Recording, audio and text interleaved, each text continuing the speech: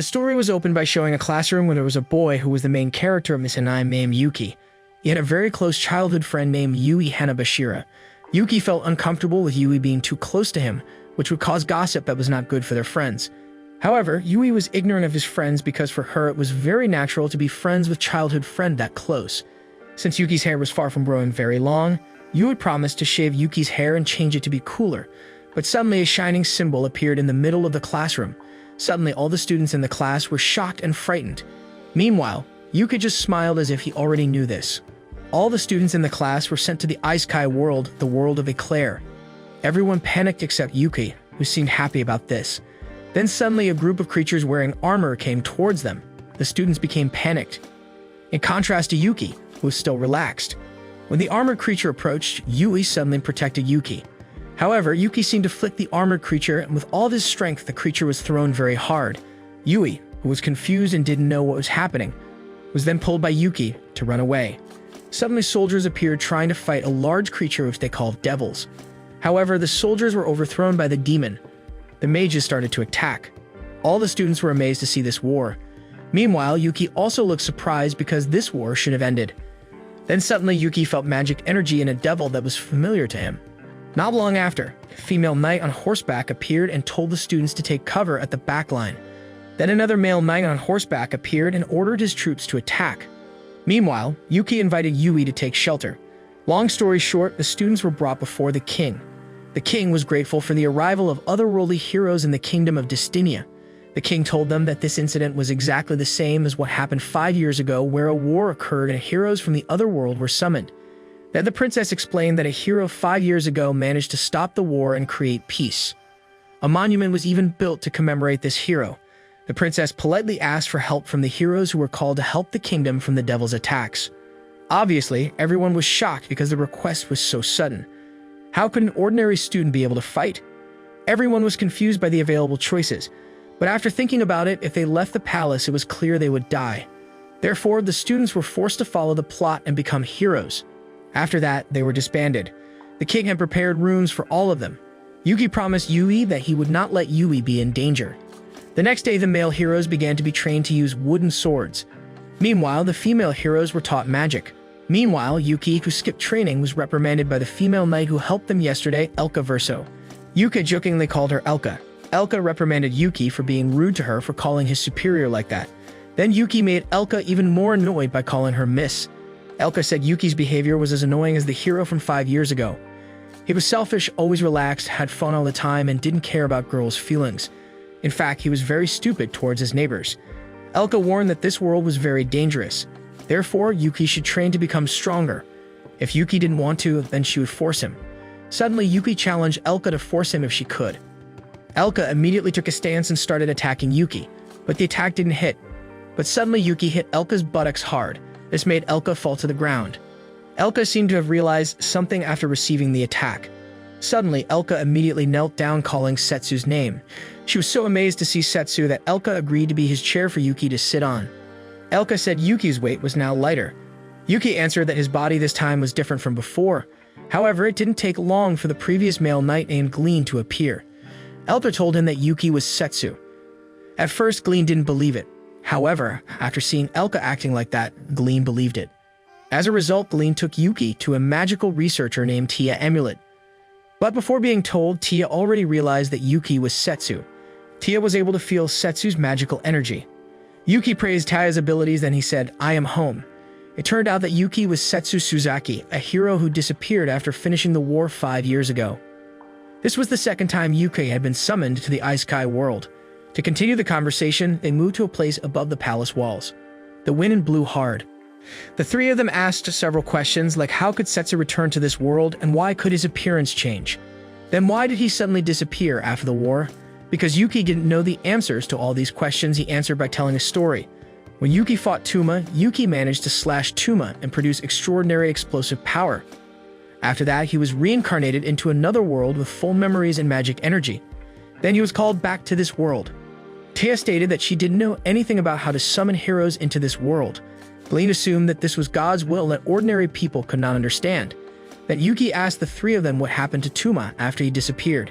Yuki assumed that this war was orchestrated by Tuma. He could feel Tuma's controlling curse energy on the devils they fought yesterday. Then Elka said that after the war she looked for Setsu and Tuma, but she couldn't find them both.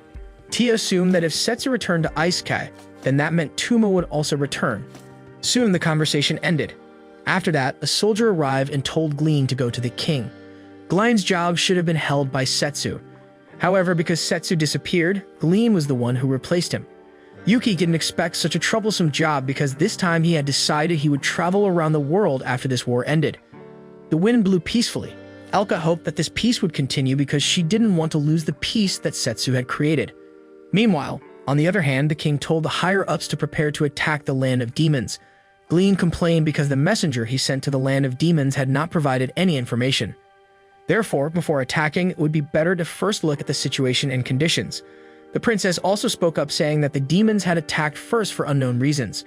The presence of heroes that coincided with this war was a sign that God sided with humans and justified humans. Suddenly, the high-ranking officials applauded the princess' statement. Then the king spoke that this kingdom should not need to create a peace charter that was proposed by the hero 5 years ago. With the hero gone, the king believed that God wanted them to unite the world. Meanwhile, Yuki was approaching Yui. Yuki praised Yui's improved training using wind magic. But suddenly Yui was curious. She asked if this magic was used to harm others. She also asked why they had to fight. On second thought, if Yui was talented in magic, then he would have used it to protect Yuki. Then Yuki met his 3 colleagues again. Gleam reported that this war could not be avoided, even though he tried to buy time to train the heroes. Then Yuki decided that he would stop this war once again. According to him, war was a ridiculous thing that must be stopped, especially if this war was Tuma's doing. When his comrades were ready to accompany the hero, they were happy because they could finally fight together again. But this time Yuki would go alone. Yuki hoped that his 3 colleagues would stay here to protect the kingdom. They immediately obeyed whatever orders the hero gave. The next morning arrived. Yuki asked for the equipment that he used to use. When her partner took Yuki to a storage warehouse, he had used invisible magic on all of them because there were many guards there. Elka went first and planned to do it peacefully. But this was how Elka worked. She beat the guards until they were helpless and broken. The decrepit guard was put in a box. Meanwhile, Yui, who was passing by, felt Yuki's presence. But she didn't approach him because he was busy with training. Meanwhile, Yuki and his colleagues in a warehouse found his former sword, Koromaru. It didn't take long for the guards to start making a fuss after finding his friend's body in the box. Because he had already been discovered, Glean and Tia would divert attention so that Yuki could escape. Meanwhile, Elka went with Yuki because she usually liked to mess around. When outside the palace doors, Yuki said goodbye and was about to leave, and Elka had to return to the palace. It didn't take long for Yui to come over to them. Yui asked why Yuki left. Elka, who saw this, tried to reprimand her for her disrespectful treatment towards Yuki. But Yuki said it was okay. Then Yuki told Yui that he had actually been summoned to the Isekai world for the 2nd time. Yuki planned to meet his old acquaintance to stop this war. Yui had cried wanting to join Yuki. Yui promised to be a useful person. Even so, Yuki still didn't allow it because Yuki didn't want to involve Yui in danger. He did this because it was his obligation. Yui tried to understand and then hug Yuki. Yui asked Yuki to close his eyes. Suddenly, Yuki immediately blushed because he thought that Yui was going to kiss him. When his eyes closed, Yui released wind and fire magic which combined to shave Yuki's long hair. Yuki praised Yui's abilities. Then Yui promised that she would become even stronger. Yuki then flicked Yui's head. Yuki told her that Yui would pass if she managed to avoid the attack next time. After that, Yuki left. Then a story from the past was shown where an argument occurred between a grandfather who sold jewelry to his customer. The grandfather still wouldn't sell the brooch even though the customer had offered a high price. The grandfather said this was not a question of money, but a question of pouring out one's heart as a maker. Suddenly, his granddaughter, Ruri, appeared and said that the customer was a fraud. Suddenly, the grandfather immediately threw out his customer, saying that his money would not work for him. However, after being given a stack of money, the grandfather immediately accepted it. After the customer left, Ruri asked if self-esteem was the most important thing for a craftsman. The grandfather explained that if a craftsman forgot self-respect and consistency, then his life would be useless. However, there was one exception, which was for money. Long story short, the grandfather died. Ruri was seen standing while holding a photo of her smiling grandfather holding money. Ruri received the last will from her grandfather, which was to deliver an item to the land of the demons. But while on the way, suddenly the horse didn't want to move forward. Not long after, Ruri's carriage overturned and Ruri was thrown out. She was attacked by a demon. Ruri didn't care about her injured and dirty body. The most important thing was that her grandfather's things were still safe. Then suddenly she was confronted by the demon. Ruri said that her body didn't taste good when eaten. Ruri offered some money to the demon beast. But a monster was still a monster, which might not want to listen. In just an instant, the monster was immediately felled by Setsu, who happened to be passing by. However, instead of being grateful, Ruri considered Setsu to be a thief. Ruri said that she didn't have any money. Ruri would give him the money in installments, but Setsu said that he was very grateful that Ruri was safe and she didn't have to pay. However, Ruri still chuckled at her grandfather's teaching that she must solve all problems with money. Setsu said that Ruri's grandfather was an insane person. At first glance, Ruri saw that Setsu was similar to her grandfather's customer who used to give him a lot of money. Because Setsu asked, Ruri finally told him that she didn't have time to look for a bodyguard because her departure was very sudden. However, before leaving, Setsu gave the message that the money would be useless if she was dead. Ruri restrained Setsu and asked him to be the supervisor. Ruri promised to pay Setsu if the goods were sold. At first, Setsu refused. However, because Ruri insisted on delivering her grandfather's will, Setsu finally agreed to accompany Ruri, but only as far as the port. Setsu won't ask for payment or it was free. Setsu and Ruri went to the port and rode together on horseback. Ruri was very sad because her things were left behind. Suddenly, Setsu answered that he was only a bodyguard and not a delivery person. However, when Setsu asked what was in Ruri's bag, she said that it was a secret.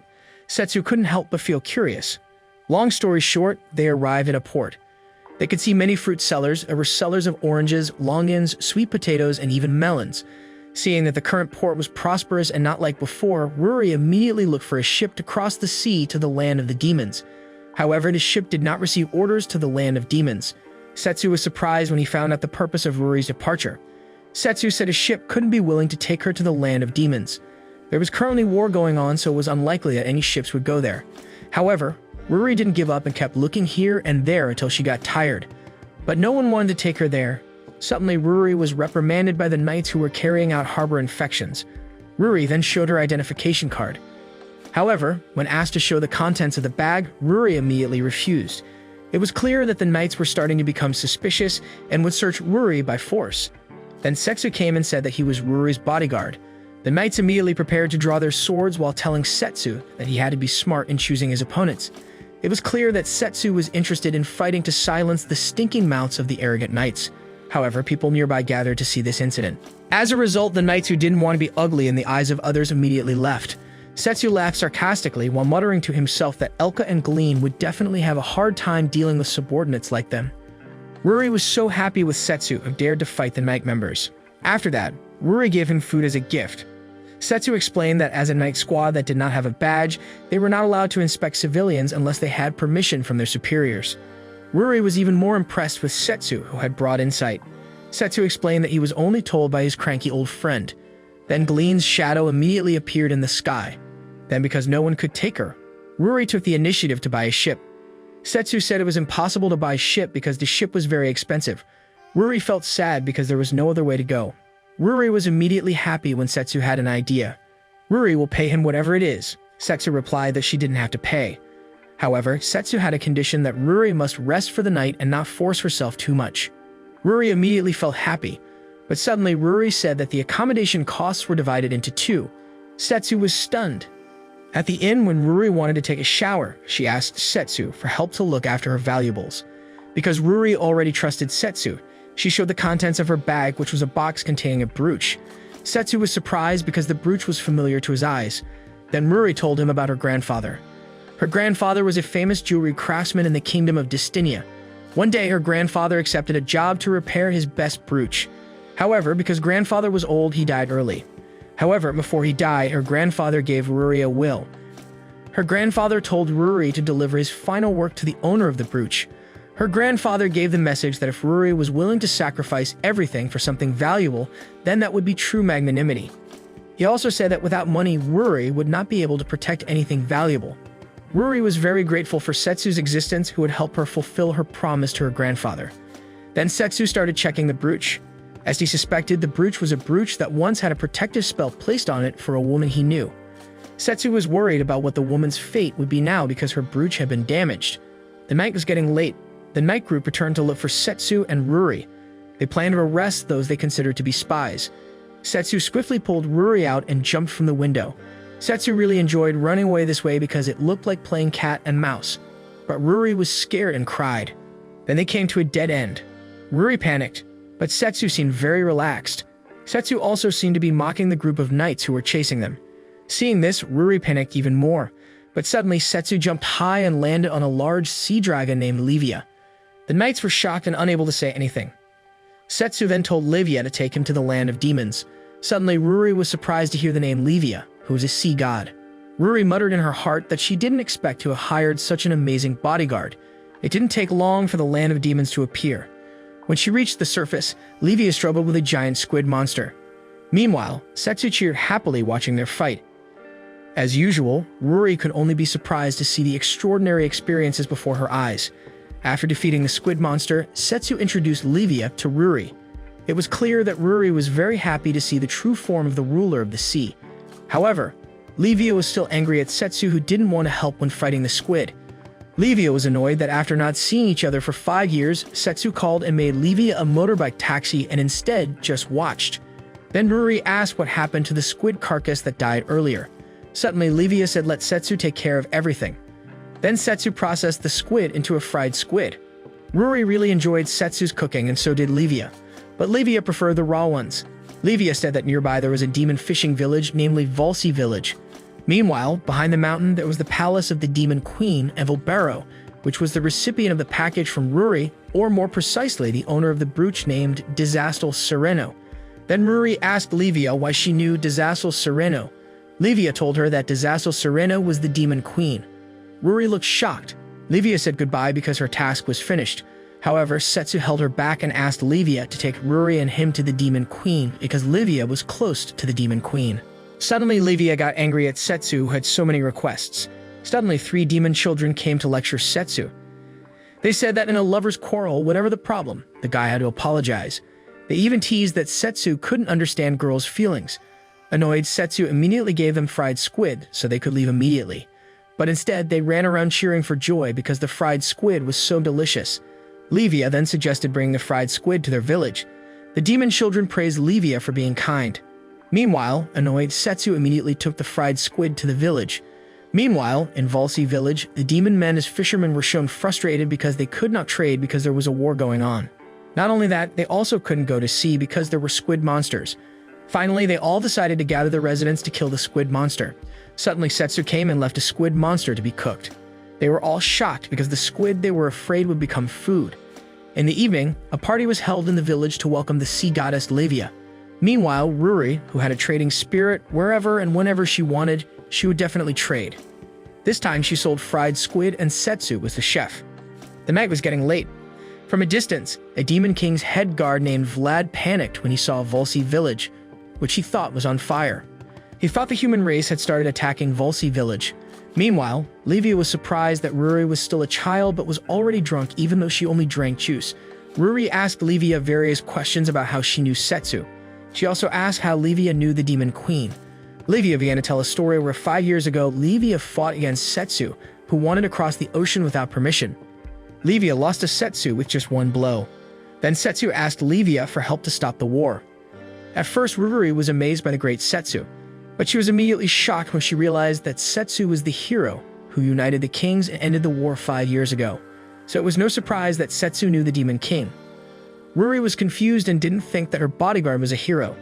Livia said that after the war, she was given the task of maintaining peace at sea.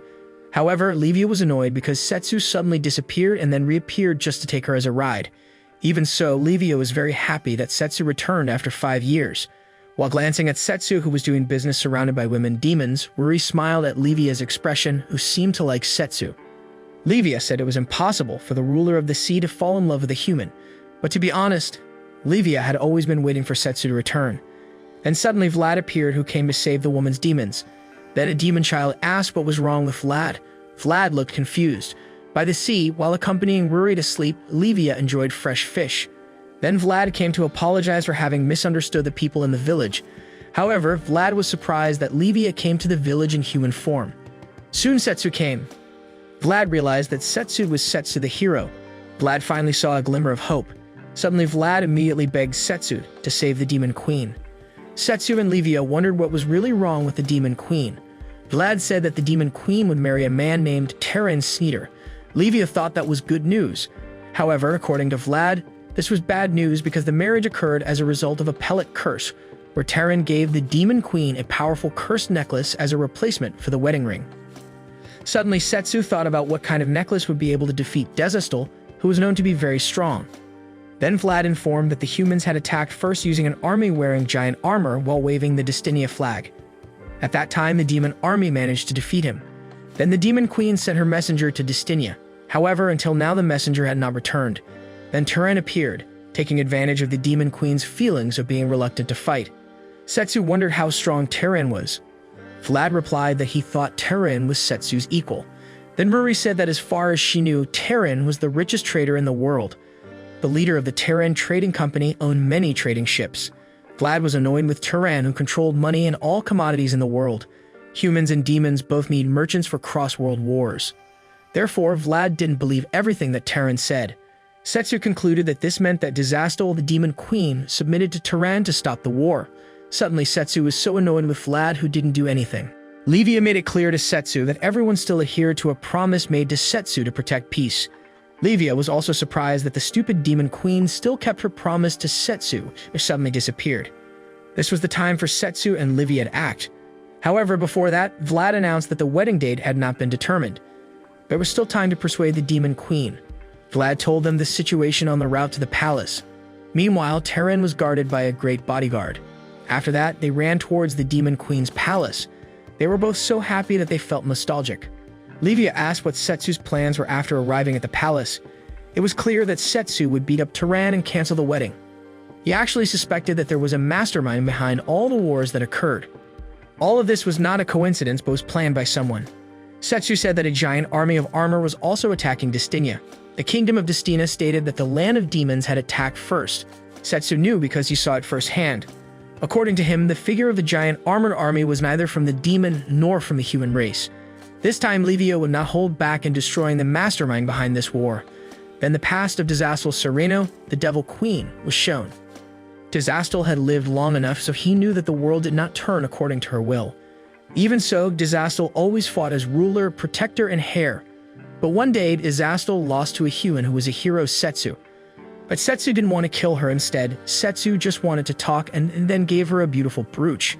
Setsu said the brooch was a symbol of peace. Desu was very suitable for wearing black brooches.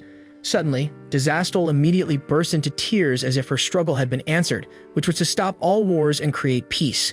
Time continued to pass until one day Desu received news that Setsu had disappeared somewhere. Nobody knew. Not even people in the world know. While looking towards the window, Desu muttered. Even though she couldn't meet again, Desu would keep her promise to Setsu to maintain peace. Then 5 years passed. Desu surrounded the city in the land of demons. Desu was very happy to see her city becoming increasingly prosperous. There were butchers and fruit sellers.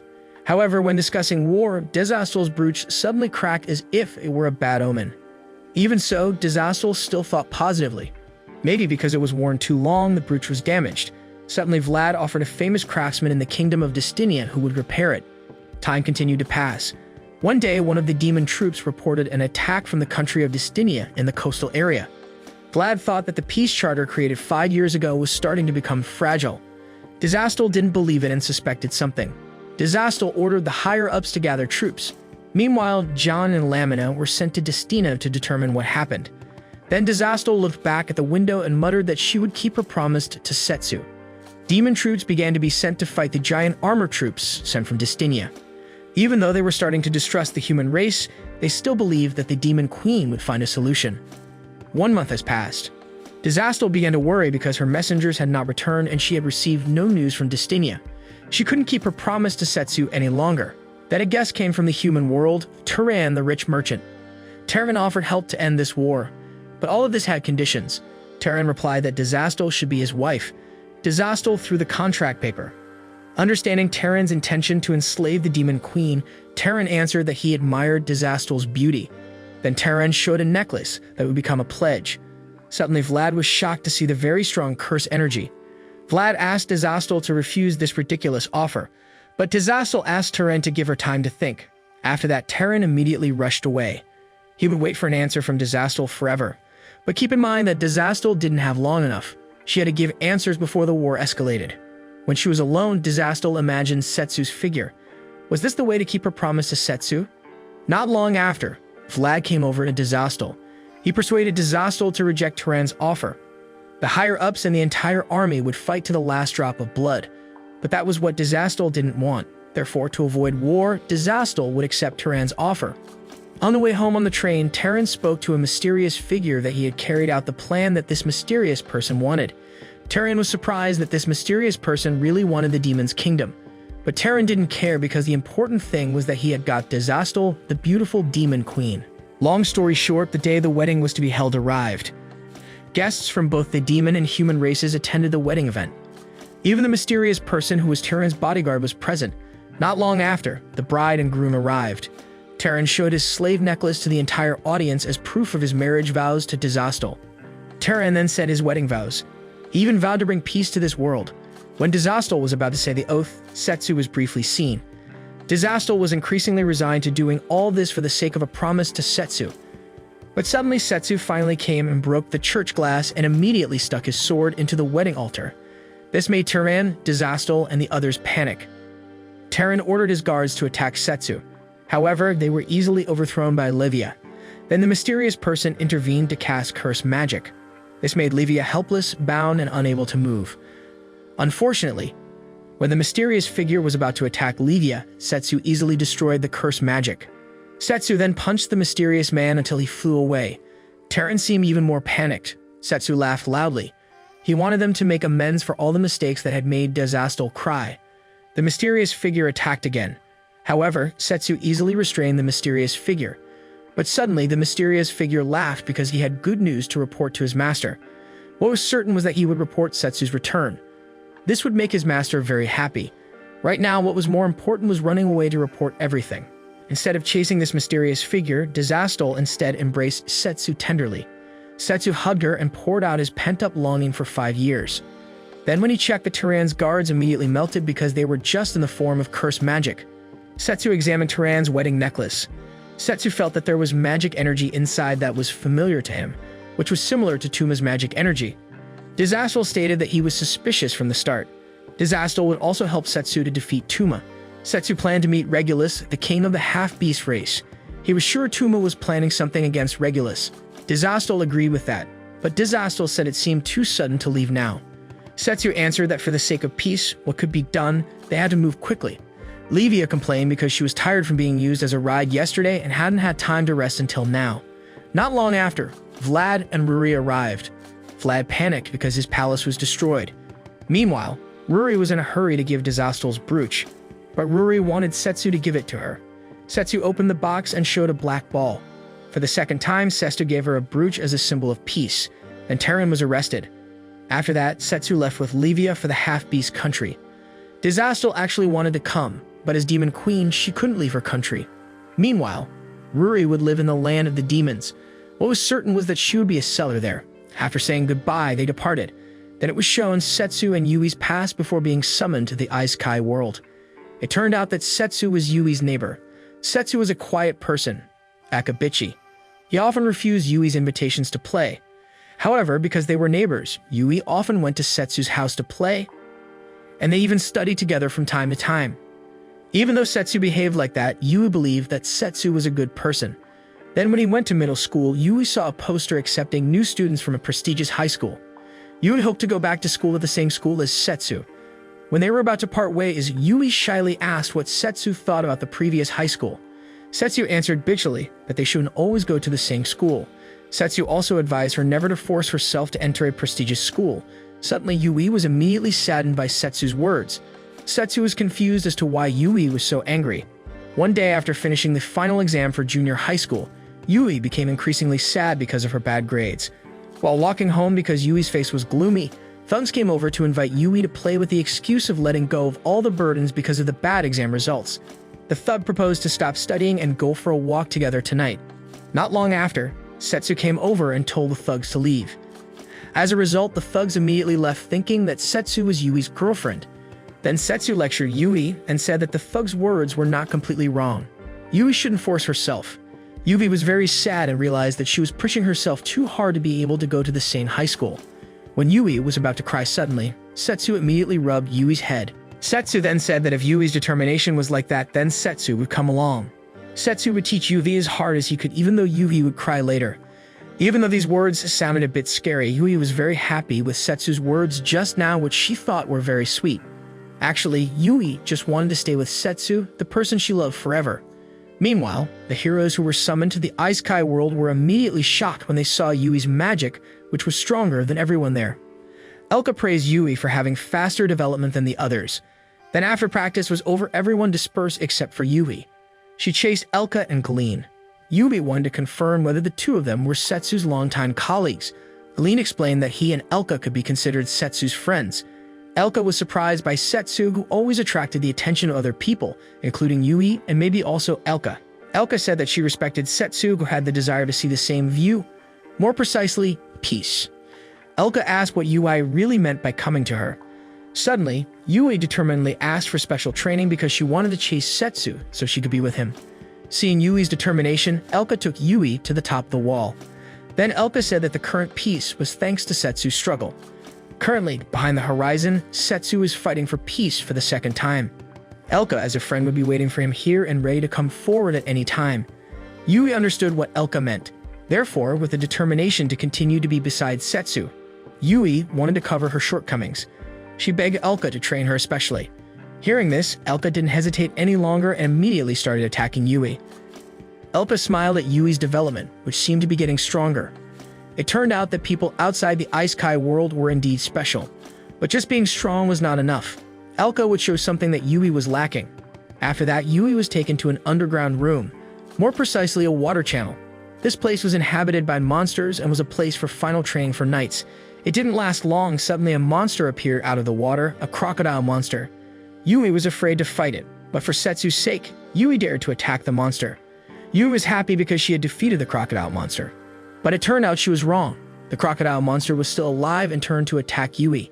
That was when Yui launched a stronger attack so that the crocodile was sent flying. To kill the crocodile, Elka showed how to execute the crocodile monster. Without the slightest hesitation, Elka said that if she wanted to protect other people, then learn to kill her opponents without hesitation. That was Yui's weakness that she must conquer. The next morning arrived. Yui daydreamed about yesterday's events.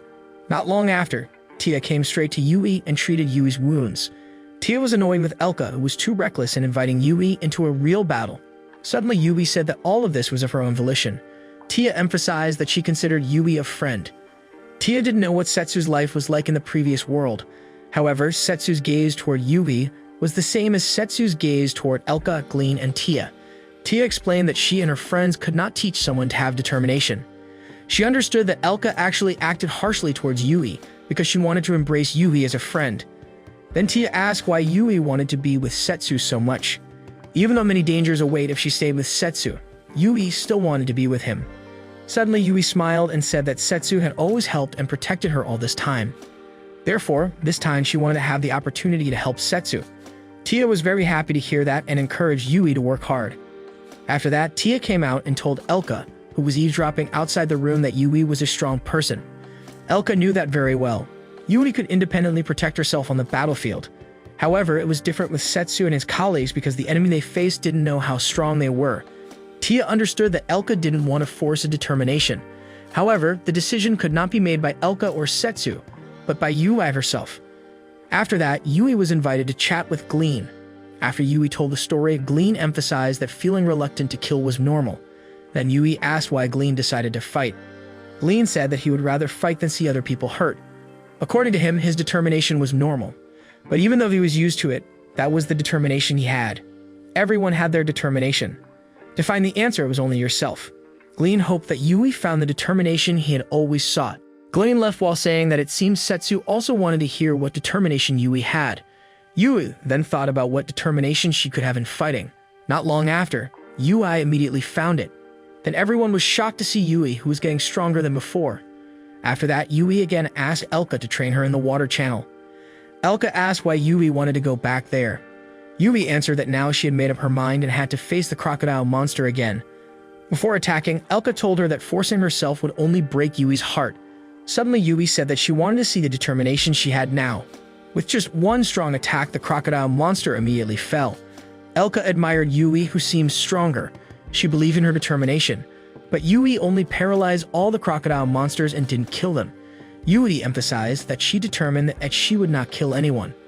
It was clear that Elka was surprised because Yui's answer was similar to Setsu's. Elka praised Yui's extraordinary determination. Elka just reminded her that everything would be in vain if done half-heartedly. Suddenly, Yui said that she would become strong to protect everyone without having to kill. The next day, all the heroes from other worlds were gathered. Glean told everyone to prepare mentally because the king had decided to attack Evil Barrow tomorrow.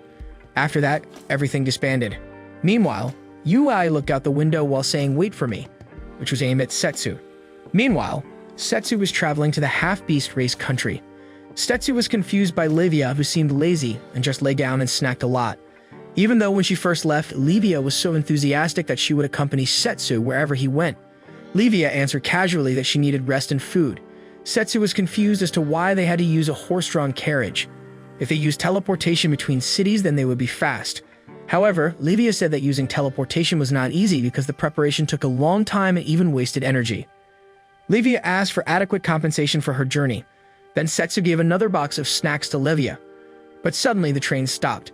They immediately got ready because they thought there was an enemy in front of them. But it turned out there were two demon girls who wanted the ride in Setsu and Livia's carriage. Setsu and one of the demon girls stared at each other. It turned out that this demon girl was Elise, who was very whiny and was Setsu's acquaintance. She also called Setsu a teacher. Elise said that she was no longer the whiny Elise, but she said while crying. On the train, Setsu introduced Elise to Livia. Elise claimed to be Setsu's #1 student. However, Setsu said that he never considered Elise as a student. Meanwhile, Elise admitted that he often taught her whole body about the basics of fighting every night. Suddenly, Livia asked what Elise meant by the whole body. Setsu could say that it was all a misunderstanding. Then Setsu introduced the demon girl who was with Elise. Her name was Arnold. She admitted that she was Elise's younger sister. Setsu was surprised because as far as he knew, Elise didn't have a younger sibling. However, the conversation instead turned to Setsu, who had disappeared for 5 years. After the story was told, Elise finally understood that Setsu had disappeared into another world. Then he was called back to Isekai. Currently, Setsu wanted to stop Tuma's plans. Elise said she would not go to the half-beast race country.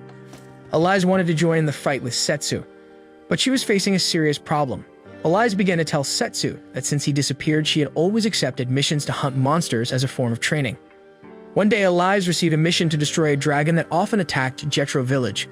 Elise was staying at a house, more precisely Armel's house. He greeted Alice politely and prepared a delicious meal and even prepared fruit. Armel said that she actually had an older sibling.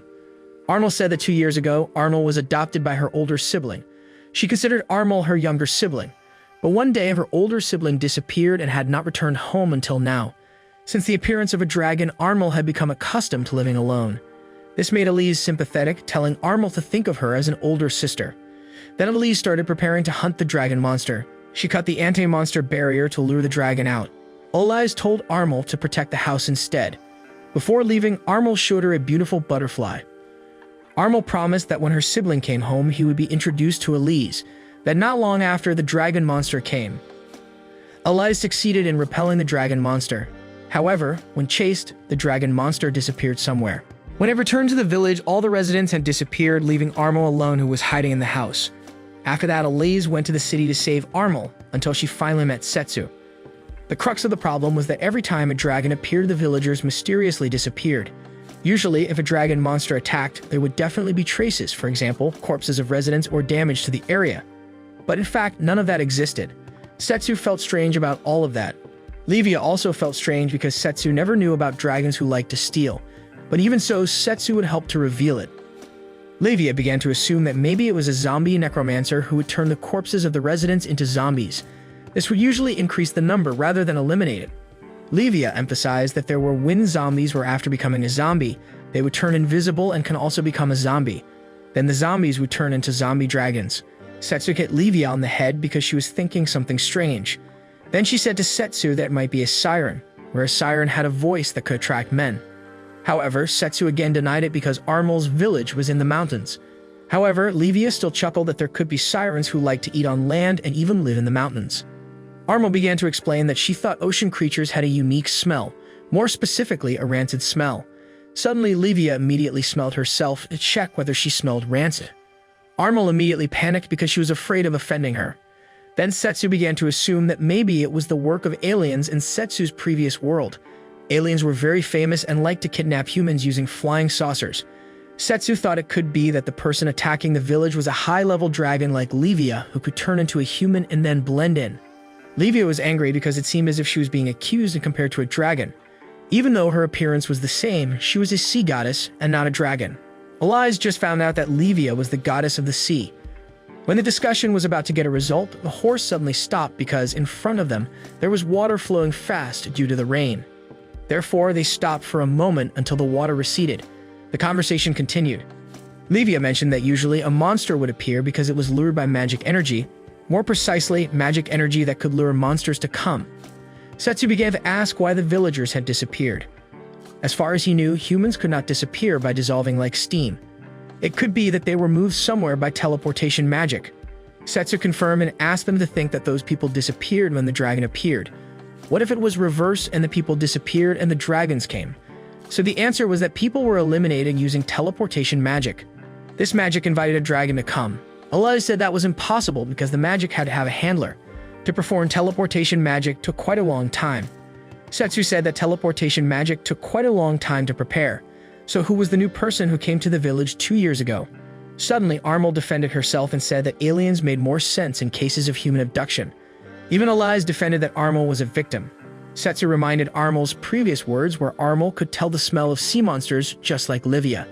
Please note that Livia here was not an ordinary monster. Livia could change her form into a human and was able to eliminate the radiance of magic energy so that no one would know that Livia was a sea goddess except for a handler. But suddenly Armel smiled and a bright light radiated. She also turned into a dragon, which was the same name as the one who kidnapped the villagers. Elise felt guilty for not realizing it in the first place. She even felt embarrassed because she claimed to be Setsu's #1 student. Suddenly, Setsu shouted at Elise as #1 student. Elise became enthusiastic again. Then Setsu opened a gap for Elise and asked Livia to imbue her sword with magic. In this way, the dragon's attack was pushed until it exploded in its own mouth. That was when Elise stabbed the dragon's head through its brain and the dragon immediately disappeared. After that, Setsu continued his journey riding Livia by sea, but he left without Elise. Setsu deliberately didn't bring her because Setsu wanted Elise to complete the mission herself so he could trust Elise. As a student, she must be able to handle the rest. After that, Elise returned to Jetro village. When she arrived at Armel's house, her memories with Armel were still affected. But what happened suddenly, Armel came back. Armel laughed because Elise thought she was dead. Even Armel mocked Elise for not having a sensitive nose. Armel explained that each familiar had a different smell. It turned out that what Elise killed previously was Armel's familiar. She informed her that the villagers had been used as puppets or more precisely as magic soldiers to fight. She also admitted that Armel actually didn't exist. She was a Melior, a monster handler, and a witch who followed Tuma. On the other hand, in the half-beast race country, a girl named Shero was shown. Shero was welcomed by the residents and even provided with lots of food. Shero was very happy to receive it all, and she promised to repay everyone's kindness. Not only that, small children also really admired Shero, who was good at fighting monsters. They really wanted to become strong people like Shero. The further she walked, the residents continued to give her some food, making it difficult for Shero to carry it because it was too piled up. Finally, Shero then arrived at her house. She lived with her younger sister, Mineko. However, Mineko had been sick for a long time and had not recovered even though she had taken a lot of medicine. Meanwhile, Setsu had arrived at a port. Because Livia was tired, Setsu looked for a ship to a city. However, there was no ship that could be used suddenly. Setsu said that Livia was the only way. Unfortunately, Livia was sulking because she had been swimming for 3 days and 3 nights. Then Setsu stroked Livia's head and Livia immediately became tame. Livia sweetly said that just 1 day's rest was enough for her. They could swim again tomorrow, but the port guard said that tomorrow a ship would sail. Setsu then accepted that they would leave tomorrow. It seemed that Livia was actually angry at Setsu who couldn't read girls' moods. On the other hand, Shero was approaching Kuroyu to barter in order to get medicine. Kuroyu treated Shero well. She also encouraged Shero, who was fighting for her sister. Then Kuroyu gave her the next mission, which was to kill Setsu. Kuroyu promised that if Shero completed this mission, she would get quite a lot of money. She could even live her life with Mineko for 1 year. Shero didn't even need to think about the cost of medicine. Meanwhile, Setsu and Livia came looking for lodging. Meanwhile, Shero and Echo slowly left the room. It turned out that Kuroinu also provided accommodation. Setsu and Livia would stay here. Meanwhile, Shero and Echo returned home to care for and treat her sister who was sick. Minako could be seen wearing a familiar necklace. The night was getting late. Setsu and Livia were sleeping peacefully. Meanwhile, on the other hand, Kuroinu told Shero and Echo that Setsu was currently asleep, so this was the right time to commit murder. However, before carrying out her mission, Shero and Echo asked permission to call Kuroinu her sister because she was very kind and caring. Even Shiro and Iko also hoped to be able to live together in a peaceful place. Kuroinu stroked Shero and Echo's head and allowed Shero and Echo to freely call anything. She reminded Shero and Echo to complete this mission so that Minako wouldn't be sad anymore. As a result, Shero and Echo became even more enthusiastic about killing Setsu. After that, Shero and Echo started to enter the room. But what happened when she was about to execute him? Setsu suddenly disappeared. Then Setsu kicked Shero and Echo from behind, causing her to fly out of the window. Suddenly, Setsu asked whether Shero and Echo was Tuma's order. Then Shero and Echo changed shape and attacked Setsu again using fireball magic. But Setsu easily fended it off. Because magic was dangerous to use near residential areas, Setsu got angry and kicked Shero and Echo until she fell. Then Shero and Echo fainted. Setsu felt the cursed magic energy in Shero and Echo's body. Then Setsu took Shero and Echo's body to her house by following the cursed magic energy radiating from Mineko's body. When Shero and Echo regained consciousness, she couldn't get angry because Minako was there. Then Setsu explained to Shero and Echo that Minako wasn't actually sick. So Shero and Echo didn't need to do dirty work for unnecessary medicines. With his skills, Setsu showed the cursed magic energy that resided in Mineko's body. Suddenly, Shero and Echo cried and asked Setsu for help to immediately save Minako. Setsu would of course save Minako, especially after seeing Shero and Echo's tears streaming down her face. Then Setsu took out Raka's sword that was able to absorb any curse. But it didn't last long. Kuroinu suddenly came to thwart Setsu's efforts. Luckily, Shero and Echo managed to protect Setsu. Because Setsu was in the process of absorbing Minako's curse, he couldn't attack Kuroinu. As a result, Livia intervened and encouraged Kuroinu to use water element magic. Then Kuroinu threw a weapon, but Livia managed to deflect it. Kuroinu was surprised that a sea ruler could side with humans, but even so, according to her, Livia was nothing on land. Kuroinu then used several powerful moves to surround Livia. However, Kuroinu's strength could be countered with Livia's water moves. Suddenly, all of Kuroinu's shadow techniques disappeared. After that, Kuroinu was hit again by Livia using water magic. Livia deliberately didn't kill her to get more information. But Kuroinu didn't want to tell Livia anything and preferred to die. Then Shero and Echo came over to Kuroinu and asked why she could do all this. However, Kuroinu answered that Shero and Echo didn't deserve to call her older sister. She said that the name was very disgusting. Then Kuroinu told them that Tuma's true goal was to become a god and wipe out all races in this world. Kuroinu admitted that she was Tuma's loyal servant. After that, Kuroinu ran away using a move and disappeared in an instant. Meanwhile, Minako looked healthy and free from Tuma's curse. After that, Shero and Echo and Minako hugged each other and cried emotionally. Meanwhile, Setsu was surprised to hear that Tuma's goals were always so wicked. However, if it was true that Tuma wanted to destroy the world, then Setsu would stop Tuma at all costs. Then Setsu and Livia left for Regdom City by crossing the river by boat. Because Livia didn't rest all night, she looked sleepy and tired. Meanwhile, in front of them, Shero and Echo and Minako were waiting for Setsu and Livia, who would pass by boat. When asked, they said they wanted to help Setsu and Livia as a sign of gratitude. They believed that by bringing a half-beast human would be easy for Setsu and Livia to enter Regdom City. Shiro and Echo actually wanted to meet Kuroinu once again because there was something she wanted to ask. Setsu and Livia agreed to Shiro and Echo's idea. Finally, they all left for Regdom City. On the other hand, in the Regdom capital, more precisely the residence of Regulus, a king of beasts, the higher-ups were arguing about the war that had occurred between the human race and the demon race. One of them proposed to destroy the two races before attacking the land of beasts. However, others disagreed because people's security was the most important thing. This was the dignity of the half-beast race. However, this dignity was considered a weak attitude. As a strong race, they should not wait to be attacked. They should immediately attack back. But Regulus was just silent while listening to their conversation. He didn't know what to do. Regulus suddenly felt Setsu's presence. Ro, who was his daughter present there, also felt the same way. Then Ro immediately went to welcome Setsu back. It was seen that Setsu had arrived at the entrance to Regulus' residence. The guards didn't believe it and didn't allow humans to enter even though Setsu had said that he was an acquaintance of Regulus. Even Shero and Mineko, who admitted that Setsu was their master, were still not allowed to enter. But it didn't last long. Ro suddenly jumped from the top of the high gate and immediately hit the guards in front of Setsu. Because she missed him so much, Ro immediately hugged Setsu. But she accidentally took out her claws. Setsu immediately locked Ro's body. Seeing this, Livia was stunned. Shiro and Mineko were also confused. Then Ro took Setsu to her father's room while hugging Setsu tightly. Ro also wanted to hear why Setsu disappeared for 5 years. Setsu seemed to be tickling Ro's chin like a pet cat.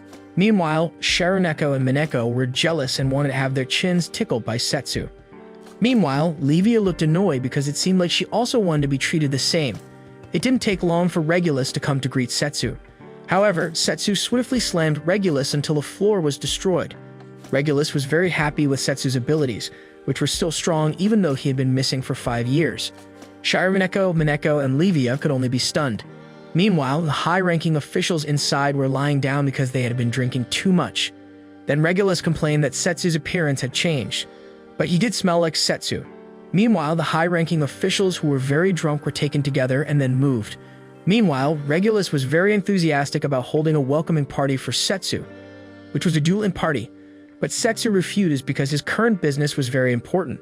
Setsu was also informed that the mastermind behind the war was Tuma. Therefore, Setsu came to Regulus to ask for help as a fighter behind the scenes. But suddenly Ro offered herself as her father's replacement. Regulus agreed because Ro had the ability to help Setsu.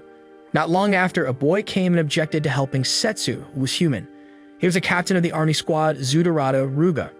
Ruva confirmed that he was Ro's fiancé, but Ro declined it by shaking her head. Ruva emphasized that Setsu, who disappeared for 5 years, was not necessarily on the side of the beast race. Therefore, half-beast races should not cooperate with other races. Suddenly, Ro said that Setsu was her future employer. Obviously, Ruva was annoyed and asked to fight one-on-one with Setsu to risk the dignity of the half-beast race. It was clear that Regulus would have been happy to see the duel party. Then he declared that the winner would be engaged to Ro. Setsu immediately wondered why the matter was related to an engagement. However, to gain favor from the beast race, he had to accept this duel. While outside the room, Regulus apologized because things had turned out like this. But this was good for Setsu because if Setsu won, then he would get help and also get Ro. It seemed that Ro was even desperate to want Setsu to be his master. Meanwhile, Shiro and Mineko even said that they also wanted Setsu to be their master. However, Livia instead lectured Shiro and Mineko not to take matters too long. Regulus just laughed at their antics. That night, Ro approached Ruga and told him that the difference in ability between him and Setsu was like heaven and earth. Ro advised Ruga to stop tomorrow's duel. Ruga said that he already knew Setsu's abilities. However, as a half-beast race, he could not just give up. His chances of winning were not zero. Ruga told her that within him the cursed land from the east had been planted. The marks on his body were able to transform his emotions into strength. The stronger the emotion, the stronger the power created. The point was that Ruga didn't care if his body was destroyed. He also didn't care about his dignity just to protect Ro. After that, Ro went home with a gloomy face, remembering that Ruga had never looked at her until now. That was what she didn't like about Ruga. Maybe Ro hoped that Ruga wouldn't be selfish if he wanted to win her heart. Just acting with care, doing well, and wanting to protect were enough for her. But what Ruga said seemed like a selfish desire without paying the slightest attention to Ro's feelings. The next morning arrived. The audience cheered in support of Ruga, the captain of the Zudorado army. Meanwhile, Shiro and Mineko cheered for Setsu. Meanwhile, Livia was having fun snacking and looked like she was just being careless while eating fried satay. Before the fight started, Setsu was slapped on the chest to encourage himself. Ruga was annoyed, making his tattoo burn brightly. The fight started after Regulus gave the signal. Ruga attacked first, saying that Setsu was very slow. Ruga issued a long-range attack, but Setsu was able to repel Ruga's attack. Setsu praised Ruga for being fast. Then Ruga launched a long-range attack, but with just one parry, Ruga was immediately sent flying. However, as usual, Setsu encouraged his opponent to use all his abilities so as not to waste time. As a result, Ruga immediately became angry and changed his form into a tiger. From the audience, Ro warned Setsu to be careful because Ruga had changed to power mode many times before. However, with just one smackdown, Ruga in tiger form immediately collapsed and was declared defeated. The sweet cat Ro was also happy. Meanwhile, in the audience, Livia was still cool while eating grilled corn, which tasted bad. Then Setsu told Ruga that he would borrow Ro for war matters. However, Ruga was angry and didn't want to be seen as losing. Suddenly, the tattoo whispered to Ruga, "Were you desperate? Were you jealous? Did you want power?" Suddenly, Ruga remembered his past when he always saw Ro from a distance busy training with Setsu. Therefore, to change his position this time, Ruga did not want to lose. Ruga's body was getting brighter, bigger, more muscular, and veined. He hit Setsu until he was buried. Knowing it was Tuma's curse, Livia threw the sword at Setsu. Meanwhile, Ruga became increasingly enraged until his body suddenly became injured due to not being able to contain the power of his curse. Then Ruga immediately attacked Setsu again, but Setsu easily cut off his arm. However, Ruga's arm immediately recovered. Ro, who came over, was immediately secured by Setsu. Setsu said to her so she didn't get too close to Ruga because the curse would spread. As a result, Setsu took out the Raka sword to overcome Tuma's curse, but suddenly the figure of Tuma appeared in Ruga's head. Tuma said he didn't want to get his hands dirty. Tuma also said that he really missed Setsu. Tuma then apologized for not being able to visit the other world, but he was sure Setsu would come back. As expected, Setsu had returned and Tuma was very happy. Because Ro was screaming, Tuma called her a disgusting woman. He also said he would kill Ro. Setsu asked Tuma to stop. Tuma immediately laughed when he saw Setsu, who dared to draw his sword for someone else. Tuma said Setsu always protected everyone else except Tuma. Therefore, Tuma would kill everyone who tempted Setsu, be it humans, demons, or half-beasts. After everyone died, Tuma and Setsu would become gods and live together in peace. Suddenly, Setsu became angry while brandishing his sword. Setsu had promised that if Tuma hurt an innocent person again, Setsu would cut Tuma a second time. But Tuma laughed instead. He said that this world had started a war. Would Setsu still have time to save everyone? Then Tuma immediately disappeared, saying that this time he would get something. After that, Setsu approached Regulus and said that now was not the time to grieve and also not the time to bow his head. Currently, the half-beast race must head to the demon country to stop Tuma. Regulus immediately informed that the ship to the demon country would be prepared tomorrow. Meanwhile, the Zu Dorado army would follow after making preparations. Meanwhile, Ro pondered this incident. When Setsu knew everything, he approached Ro. Ro said that now was not the time to grieve. Then Setsu and Tuma's past was shown 10 years ago. Initially, they came from the real world and were called to the Isekai world. Regulus welcomed the two of them as heroes of the kingdom of Destinia, who had been sent by the gods. Setsu complained and didn't agree because this was too sudden. They shouldn't put all the burden on Setsu and Tuma, who didn't know anything. Even so, because there was no other choice, Setsu would follow the flow of the Isekai world. The first thing to do was to be a strong person. Tuma complained that he was still afraid and didn't want to kill or be killed in battle in this foreign world. Then Setsu invited Tuma to fight together. Because there was no other choice, Setsu insisted that as long as they could survive, everything would go smoothly. However, after hearing Tuma's complaints, Setsu agreed that killing each other was wrong. Therefore, they would stop the fighting without having to kill each other. Tuma said that was impossible, but Setsu said that until they tried, they wouldn't know. Setsu would try it and promised to protect Tuma. After a few days, Setsu planned to travel around the Isekai world to find out the root of the problem that occurred. He wanted to see it with his own eyes and not the opinions of others. Before Setsu left, Tuma promised Setsu that he would continue to train to become strong and would join in the fight. Long story short, because of the achievements he achieved in battle, Tuma was made a knight and earned the nickname Silver Hero. Thanks to this, his followers were so amazed by Tuma. They hoped that Tuma would become a general and then lead this country. It was clear that Tuma was happy because this could help him take one step closer to fulfilling his promise to Setsu that he would become strong and great to stop the battle that was taking place. One day, Tuma and his army of followers attacked a temple inhabited by the demon race. Tuma and his army managed to penetrate the demon's secret defense and slaughtered them all without a trace. However, when he was leaving, a headless statue spoke to Tuma that weak and pathetic people should not exist in this world. It turned out that the statue could see Tuma's heart, which was filled with jealousy, decisions, hatred, and weakness. But Tuma left and ignored the statue's unclear words. But when the statue said that it knew Tuma's true desires, Tuma suddenly remembered his promise to Setsu. He turned around and asked how the statue knew. Then the statue offered Tuma the power of destiny. To make his wish come true, Tuma remembered Setsu again. In the end, Tuma was tempted to have this power. He then took the pendant held by the statue. When leaving the temple, it appeared that all of Tuma's followers had died. Not long after, the soldier who sent the message arrived to inform him that peace had been established and Tuma was asked to stop all this war. Tuma was also informed that a peace signing envoy would soon pass through this area. Not long after, a horse-drawn carriage appeared passing by, which turned out to be Setsu and the kings of each race. At the palace, after signing the peace treaty, they formalized this peace with a monument as a symbol. All the citizens were very happy with Setsu's success. Then they threw a party to celebrate it. Meanwhile, on the wall, Tuma approached Setsu and praised him for his achievements. However, the conversation couldn't last long because Elka and her friends called Setsu to start the party immediately. When Setsu was about to leave, Tuma wanted to talk about something, but Tuma hesitated. Then Tuma asked whether he had kept his promise to Setsu. Tuma told him that he had struggled to go to various places to create peace. Then Tuma got a prompt to return to his original world. Then Tuma invited Setsu to leave the Isekai world together. However, Setsu refused because he wanted to enjoy the Isekai world after peace was established.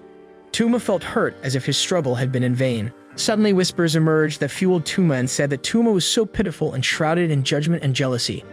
As a result, Tuma was furious and would kill every race in the Isekai world. He would return Setsu to who he used to be, but Setsu didn't understand what Tuma was talking about. Tuma insisted that Setsu should only pay attention to him. If anyone sees Setsu, then that person must be killed. Tuma continued to say that he would kill people who got in his way and instigated him. Setsu didn't accept that and tried to stop Tuma. However, the clash of enormous energy forces made Setsu disappear and return to his original world. Meanwhile, Tuma returned to the temple seriously injured. Tuma threw away his useless pendant because none of his wishes had come true. However, it didn't take long for the pendant to shine brightly and reveal an organ transplant experiment laboratory. Tuma saw people being tortured in the laboratory. Those who looked frustrated by the cruelty of this world made Tuma enthusiastic again, as if he had a friend who had the same fate. As a result, Tuma destroyed the place and then helped the experimental victims. Then Tuma invited them to form a group to destroy a world filled with decisions, or rather a world that had rejected their existence.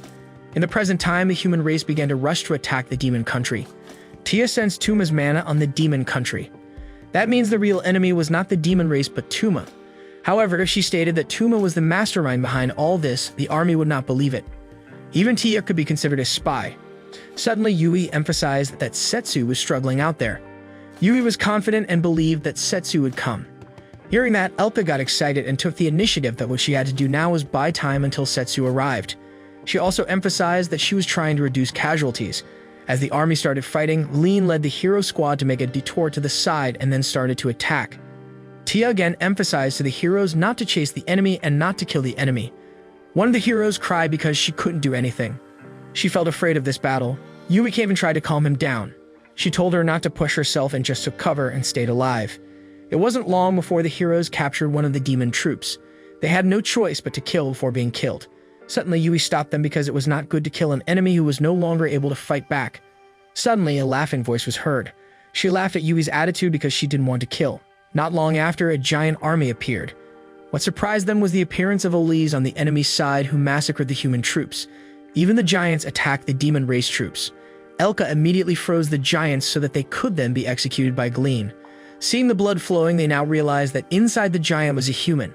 Not long after, Melior appeared laughing at all of this, especially laughing at Setsu's friend who had been used as her puppet. Elka, who was furious, immediately attacked Melior but was blocked by Elise. Then Melior summoned monsters formed from her blood. They started to attack, but with just ice magic from Elka, they immediately fell. Meanwhile, the gorilla monster was knocked down by Glean. When other monsters gathered, he acted using his magic. Meanwhile, Yui, although soft-hearted, managed to defeat the lizard monster that female heroes fear. Melior started to panic and told Elise to kill them all. Glean was forced to overthrow Elise. After that, Elka immediately stabbed Melior right in the heart. According to Elka, this was a fair price for people who had played with other people's lives. But what happened was that Elka was surprised to see that Melior was still alive. It turned out that Melior was the result of an experiment in which there were 2 internal organs each. Melior was created to be a weapon. Previously, Tuma saved her from misery during an experiment in the laboratory. Melior would not give up on destroying the world on Tuma's orders. Melior then used limit break magic to create Chimera. Then Melior merged with Chimera. This magic was the last magic with a sacrifice of her life. After that, Melior began to attack. Yui and Tia as mages tried to block the attack. Melior's attack could indeed be withstood, but the question was how long Yui and Tia could survive. Tia was starting to run out of mana. Meanwhile, Elka and Glean couldn't do anything. However, Elise got back up and attacked Melior secretly from behind. Elise cried because she couldn't bear to kill Meluor, whom she once considered her younger sister. Slowly, Chimera and Meluor died and turned into stone. Elise, who was seriously injured, was then secured by Elka and Glean. They thought it was all over, but not long after, another of Tuma's men appeared. Elka, Glean, and Tia were exhausted and unable to fight. Even though she was covered in fear, Yui, who still had mana, immediately put her body together and prepared to fight. Yui was sure that Setsu would also do the same for his comrades. It didn't take long for Yui to feel happy because she felt the presence of someone she hadn't seen for a long time. Setsu finally came. Yui missed Setsu so much that she didn't realize that they were currently fighting. Yui hugged Setsu so tight. After that, Yui proudly showed the results of her training with Elka. Yui sat up and told Setsu to sit on her waist. Suddenly, Elka immediately gave Yui a thumbs up. Setsu flicked Yui's head. She was asked not to follow Elka's incorrect teachings. In front of them stood a long-haired man named Keijuru. Keijuru was also the person who had attacked at Desistol's wedding. Yui immediately cast magic to protect her friends. Meanwhile, Setsu prepared to fight Keijuru. Before the fight, Keijuru asked why Setsu had to bother protecting weak people. Setsu simply replied that they were valuable people who must be protected. Keijuru was increasingly determined to destroy this world. Meanwhile, on the other hand, Kuroina was shown slaughtering the human troops. Luckily, Mineko and Shironeko came to stop her. Shironeko felt Kuroina was a good person. Therefore, Shironeko asked to talk nicely with Kuroina without having to fight. However, Kuroina became even more angry because she was fed up with seeing the fake sisterhood. When fighting fiercely, Mineko could paralyze Kuroina with a knee attack. They thought Kuroina had fallen, but it turned out she was still able to get up again and attack them.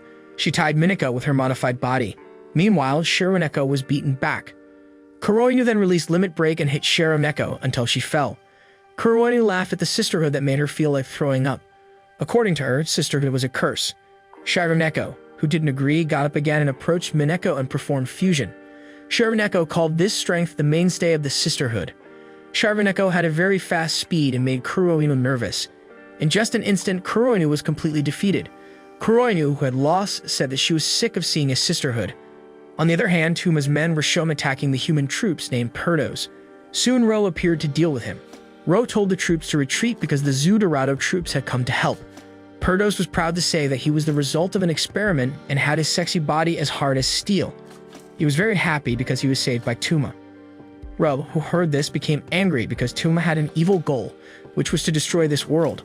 Perdos asked where the problem lay. A strong person naturally wanted to get what he wanted, just like people who carried out experiments, including Ruga. Ro, who was furious, immediately attacked, but Ro's attack had no effect on Perdos. Instead, Ro's leg was injured.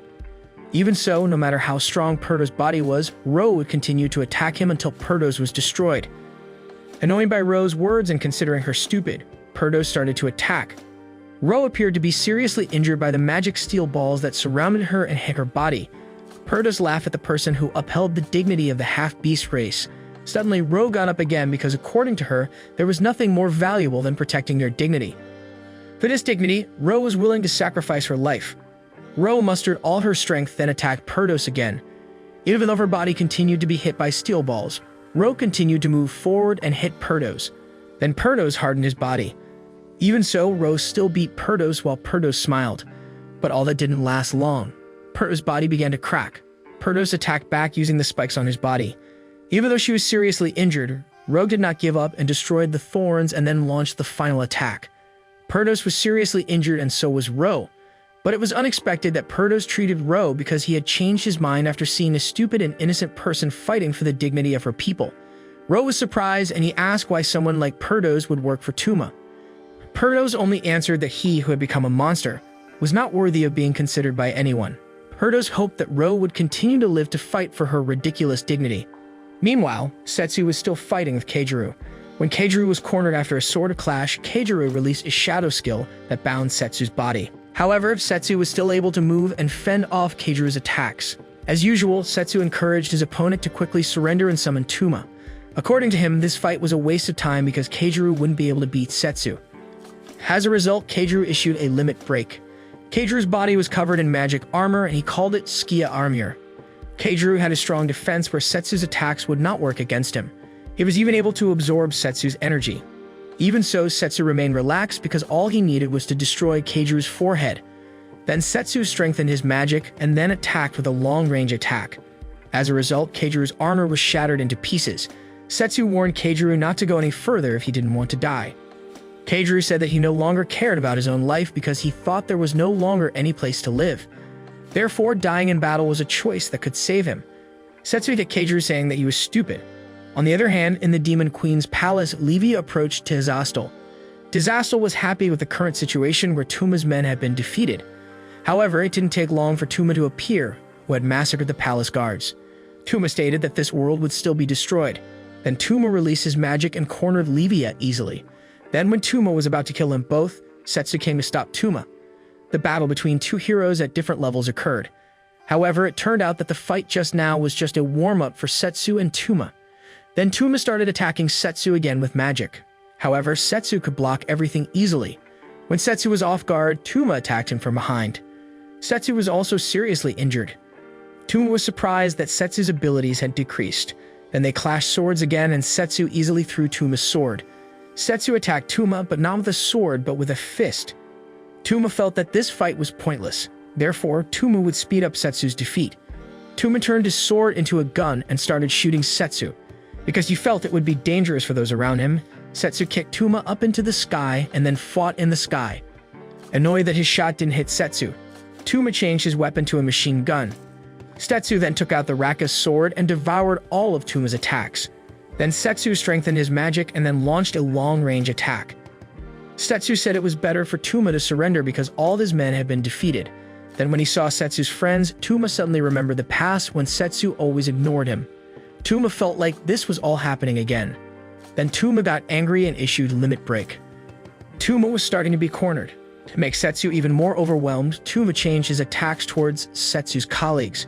As a result, Setsu resisted all of Tuma's attacks with all his might. Fortunately, all of Setsu's friends survived by using combined magic and creating a barrier. Setsu, who saw that, felt relieved. Setsu could also focus on attacking Tuma. Tuma, who lost, reminisces more precisely about the promise that Setsu made that he would protect Tuma. As a result, Tuma became even angrier. He overflowed with magic energy created from a pendant and even created a giant sniper weapon. This time, Setsu was unable to withstand Tuma's attack. Setsu fell hard. Tuma laughed because he didn't expect he could win against Setsu, who he had always admired. This victory seemed to have allowed Tuma must destroy the world. However, Setsu got up again. He admitted that Tuma had become stronger, but no matter how strong Tuma was, as long as he had lost valuable things and his brain was no longer sane, Setsu stated that he could not possibly lose. Then Setsu showed his magic and managed to trap Tuma in dimensional magic. Setsu smiled while saying that he was the hero, so it was certain that he could use magic like Tuma. Then Setsu cast Devouring Magic, Earth Eater, to end all this. Soon the snow fell as if to erase all this incident. Then Tuma woke up from his stupor. He asked why Setsu didn't kill him. Setsu explained that he didn't intend to kill Tuma from the start. All he did was devour all the evil magical energy residing in Tuma's body. Currently, Setsu had fulfilled his promise to Tuma, which was protecting Tuma from unhealthy thoughts. Tuma cried and admitted his mistake. Everything he had done could not be forgiven. Then Setsu told Tuma to atone for all his mistakes. However, if Tuma paid for it with death, Setsu would never forgive Tuma. Long story short, Tuma had been locked up in a prison. Setsu and the kings came to visit to announce the punishment for Tuma, which was creating teleportation magic to return all students to their home world. Tuma was surprised that the punishment was light. Tizastal explained that after using all his mana to create teleportation magic, Tuma would become an ordinary human. Without his magic, Tuma would no longer be a threat to the country. However, if Tuma continued to commit crimes, Setsu and the kings would not hesitate to kill Tuma. Tizastal told him that the punishment was a recommendation from Setsu. It would be better if Tuma thanked Setsu. Tuma cried again because once again Setsu had kept his promise. In the end, Tuma sent all the students to their home world. Then Tuma said goodbye to Setsu and said that he would travel to see this world with his own eyes, just like Setsu had done before. The story was closed with the departure of Setsu, who would go on an adventure to see the beauty of the Isekai world. Elka cried and wanted to come but couldn't because there were many royal duties that had to be done. On the other hand, it turned out that Yui did not return to her original world. She preferred to go on an adventure with Setsu around the Isekai world and enjoy the peace they had fought for. Setsu then met Livia. Once again, Livia struggled against the squid while Setsu and Yui just watched. Then Setsu and Yui met Tizastal, who was busy restoring her destroyed city. Meanwhile, Ruri was busy selling the popular fried squid. After that, Setsu visited the land of the half-beast race. This time, Setsu was greeted by Ro, Sharoneko, and Mineko, who had become commanders of the Zu Dorado troops. At the end of the story, Setsu and Yui began to travel looking for beautiful places that had never been visited while they were in the Isekai world. This is the end of Isekai Shoukan wa Nidome Desu. Thank you so much for staying in this channel and watching our videos. Don't forget to like this video and subscribe to our channel so we can keep you updated with our latest contents. See you in the next video.